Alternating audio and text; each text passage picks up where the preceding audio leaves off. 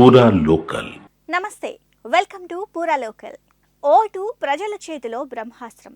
Vote రాజ్యాంగం ఇచ్చిన ప్రజాస్వామ్య హక్కు.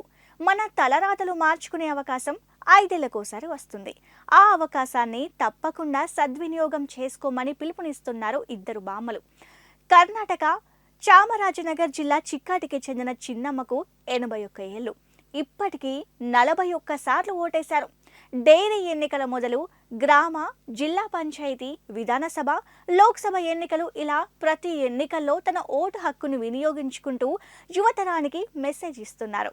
దేశ భవిష్యత్తు కోసం సరైన వ్యక్తిని ఎన్నుకోవాలని చెబుతున్నారు. ఇక ఛత్తీస్గఢ్కు చెందిన మరో భామ తిజియాబాయి సాహు.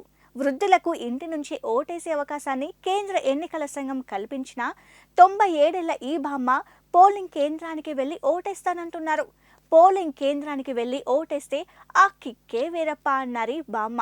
మొత్తం మీద ఈ బామ్మలు కృష్ణ రామ అనుకుంటేనే ఓటేరా మామ అంటున్నారు.